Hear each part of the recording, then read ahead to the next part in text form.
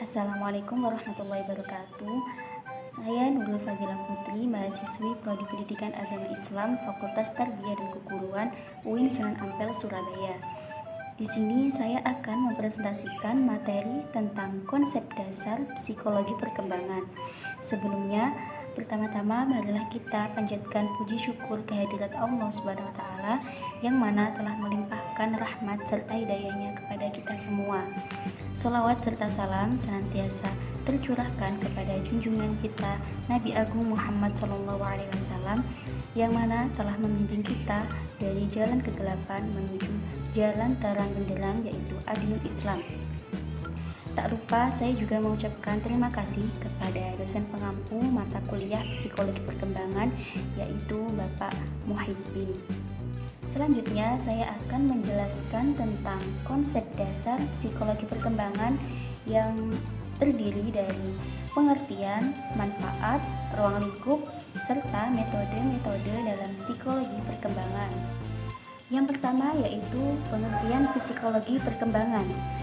Psikologi perkembangan terdiri dari dua kata, yaitu psikologi dan perkembangan.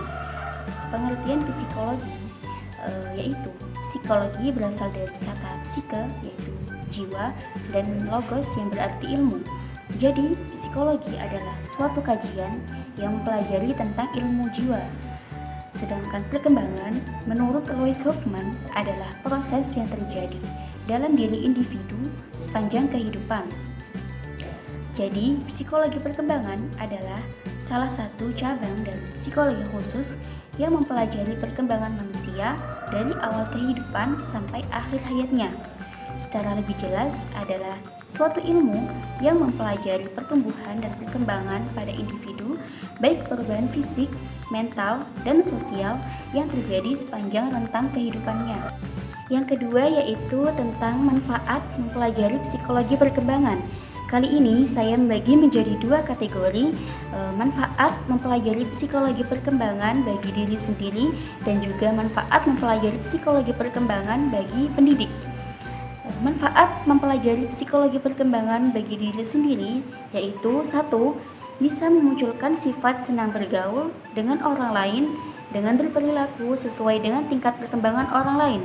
2. Bisa mengarahkan seseorang untuk berbuat dan berperilaku sesuai dengan tingkat perkembangannya. Yang ketiga, membantu memahami diri sendiri dalam melewati setiap masa pergantian perkembangan menuju kedewasaan. Sedangkan manfaat mempelajari psikologi perkembangan bagi seorang pendidik yaitu: 1. Bisa memahami dan memberikan bimbingan kepada anak didik sesuai dengan taraf perkembangan anak didiknya. 2. Mendapat pengetahuan tentang perkembangan yang bisa membantu dalam memberikan respon yang tepat terhadap perilaku anak didik. 3. Mendapat pengetahuan tentang perkembangan dan bisa membantu untuk mengenali kapan perkembangan anak didik terjadi. Yang ketiga, saya akan membahas tentang ruang lingkup psikologi perkembangan. Ruang lingkup psikologi perkembangan ada 8. 1. Masa prenatal. 2. Masa bayi. 3. Masa kanak-kanak awal. 4. Masa kanak-kanak akhir. 5. Masa puber. 6. Masa dewasa awal. 7. Masa dewasa pertengahan. Dan 8. Masa akhir atau usia lanjut. Ruang lingkup psikologi perkembangan yang pertama yaitu masa prenatal. Perkembangan masa prenatal dimulai pada masa pembuahan hingga kelahiran. Selama masa ini, sebuah sel tunggal tumbuh menjadi organisme lengkap dengan sebuah otak dan kemampuan berperilaku. Yang kedua yaitu masa bayi. Perkembangan pada masa ini dimulai dari usia 2 minggu sampai 2 tahun. Masa ini dianggap sebagai periode kritis dalam perkembangan kepribadian, karena pada periode ini diletakkan dasar-dasar untuk kepribadian dewasa. Yang ketiga yaitu masa kanak-kanak awal yang dimulai dari usia 2-6 tahun. Masa ini dikatakan usia prakelompok karena pada masa ini anak-anak mempelajari dasar-dasar perilaku sosial sebagai persiapan bagi kehidupan sosial yang lebih tinggi yang diperlukan untuk penyesuaian diri pada waktu masuk kelas 1 SD. Yang keempat yaitu masa kanak-kanak akhir, dimulai dari usia 6 sampai 12 tahun. Pada masa ini, anak-anak telah siap untuk mendapatkan pendidikan di sekolah dan perkembangannya berpusat pada aspek intelek. Adapun Erikson menekankan masa ini sebagai masa timbulnya sense of accomplishment, di mana pada masa ini anak-anak merasa siap untuk menerima tuntutan yang timbul dari orang lain dan melaksanakan atau menyelesaikan tuntutan itu. Yang kelima yaitu masa puber, dimulai dari usia 11 atau 12 hingga 15 atau 16 tahun. Kriteria yang sering digunakan untuk menentukan permulaan masa puber adalah haid yang pertama kali pada anak perempuan dan mimpi basah pada anak laki-laki. Ada 4 perubahan tubuh yang utama pada masa ini. 1. Perubahan besarnya tubuh. 2. Perubahan proporsi tubuh. 3. Pertumbuhan ciri-ciri seks primer. Dan 4. Perubahan ciri-ciri seks sekunder. 6 yaitu masa dewasa awal yang dimulai dari usia 21 sampai 40 tahun. Masa ini merupakan masa pencaharian kemantapan dan masa reproduktif, yaitu suatu masa yang penuh dengan masalah dan ketegangan emosional. Periode isolasi sosial, periode komitmen, dan masa ketergantungan, perubahan nilai-nilai, kreativitas, dan penyesuaian diri pada pola hidup yang baru. Yang ketujuh yaitu masa dewasa pertengahan, dimulai dari usia 40 sampai 60 tahun. Masa ini merupakan periode yang paling ditakuti. Masa ini merupakan masa transisi di mana pria dan wanita meninggalkan kehidupan dengan ciri-ciri jasmani dan perilaku yang baru. Masa ini adalah masa berprestasi. Menurut Erikson, selama masa ini, orang akan menjadi lebih sukses atau sebaliknya. Pada masa ini, perhatian terhadap agama lebih besar yang dilandasi kebutuhan pribadi dan sosial. Yang terakhir yaitu masa akhir atau usia lanjut, dimulai dari usia 60 tahun hingga mati. Pada masa ini ditandai dengan adanya perubahan yang bersifat fisik dan psikologis yang semakin menurun. Selanjutnya yaitu pembahasan tentang metode-metode dalam psikologi perkembangan. Dalam menyelidiki psikologi, hendaknya menggunakan metode-metode yang mungkin agar kelemahan-kelemahan metode yang satu dapat ditutup oleh kesempurnaan pada metode yang lain. Dalam psikologi perkembangan terdapat 2 metode, yaitu metode yang bersifat filosofis dan juga metode yang bersifat empiris. Metode yang bersifat filosofis terdiri dari 1. Metode intuitif, 2. Metode kontemplatif, 3. Metode filosofis religius. Sedangkan metode yang bersifat empiris terdiri dari 1. Metode observasi, 2. Metode klinis, 3. Metode pengumpulan, 4. Metode eksperimental, 5. Metode cross-section, dan 6. Metode longitudinal. Selanjutnya, saya akan menjelaskan tentang metode-metode yang bersifat filosofis. Yang pertama yaitu metode intuitif. Metode ini dilakukan dengan cara sengaja untuk mengadakan suatu penyelidikan atau dengan cara tidak sengaja dalam pergaulan sehari-hari.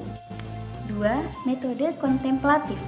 Metode ini dilakukan dengan jalan merenungkan objek yang akan diketahui dengan menggunakan kemampuan berpikir kita. 3. Metode filosofis religius. Metode ini digunakan dengan menggunakan materi-materi agama sebagai alat utama untuk meneliti pribadi manusia. Selanjutnya saya akan menjelaskan tentang metode yang bersifat empiris. 1. Metode observasi. Metode ini dilakukan dengan mengadakan pengamatan secara cermat dan sistematis serta membutuhkan adanya keluasan tertentu atau tidak kaku. Dalam melakukan metode observasi, seorang observer dapat melalui dengan 3 cara. 1.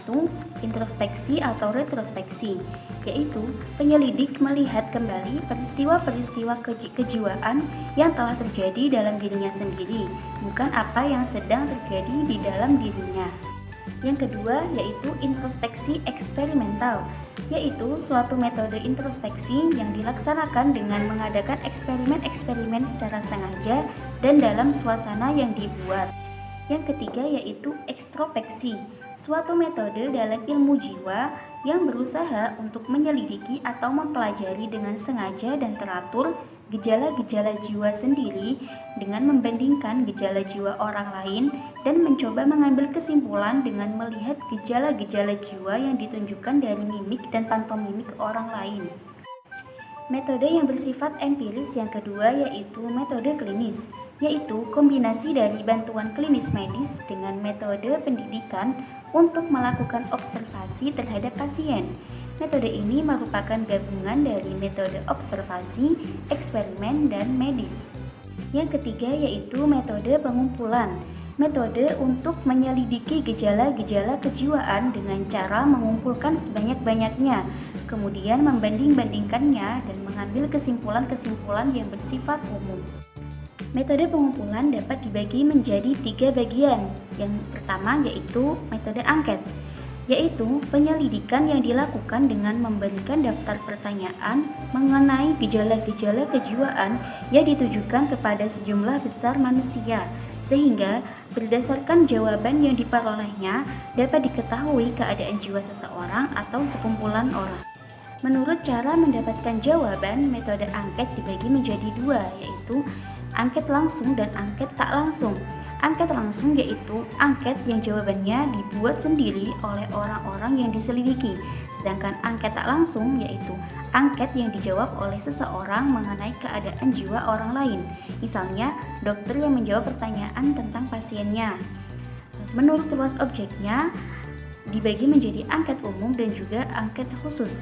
Angket umum yaitu angket yang bertujuan untuk memperoleh gambaran selengkap-lengkapnya mengenai jiwa atau psikografi seseorang.